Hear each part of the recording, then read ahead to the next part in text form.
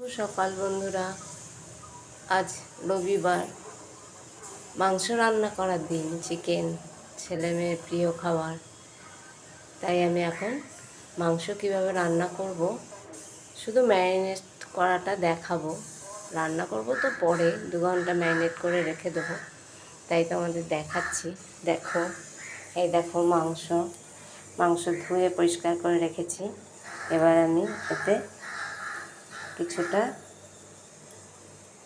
এই যে রসুন আদা বাটা দিলাম, রসুন আদা বাটা কিছুটা দিলাম, কিছুটা রেখে দিলাম, এটা রান্না করার সময় লাগবে। এবার আমি এখানে নুন দেব।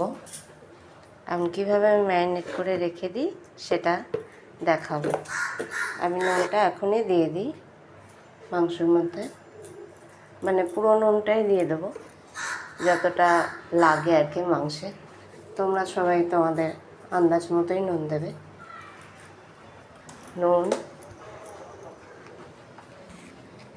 নুন দিয়েছি। এবার দেব হলুদ। এই যে হলুদ দিলাম, আরেকটু দেব। নুন হলুদ মশলা এগুলো তো তোমাদের সবারই রান্নার মাংসের কতটা মাংস রান্না করছো তার উপর নির্ভর করছে। এখানে 1 কেজি মতো মাংস আছে।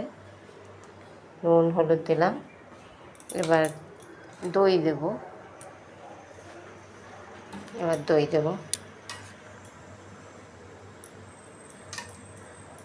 কীভাবে আসলে ম্যারিনেটটা করে রাখি সেটাই দেখাচ্ছি।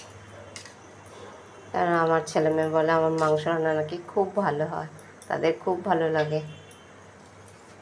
তোমরা ওইভাবে করে দেখতে পারো কেমন লাগে।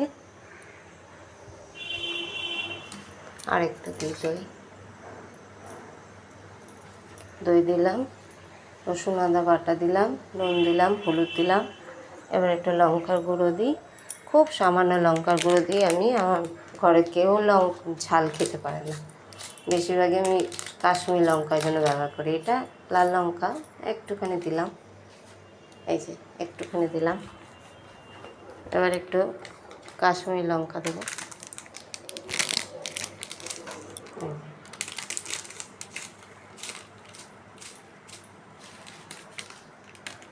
কাশ্মীরি লঙ্কা গুঁড়ো দিলাম।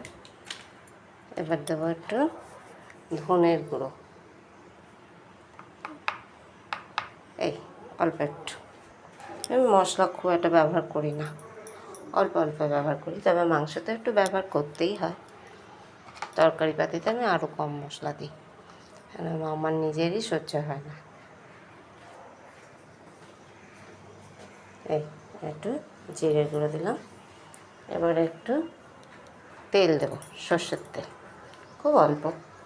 তবে যার যেমন ইচ্ছা, বেশি তেল দিয়েও কেউ খেতেও পারো, তবে বেশি তেল খাওয়া একেবারেই ভালো না স্বাস্থ্যের পক্ষে। এই একদম অল্প তেল, ব্যাস। এবার এটাকে মেখে রেখে দেবো ফ্রিজের মধ্যে। অন্য কাজকর্ম করবো, 1-2 ঘন্টা পরে আবার রান্নাটা করব।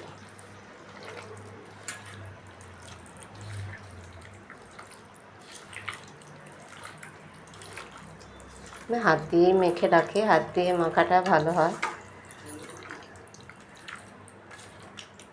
চামচ দিয়ে মাখা খুব একটা ভালো হয় না, হাত দিয়ে ভালো হয়।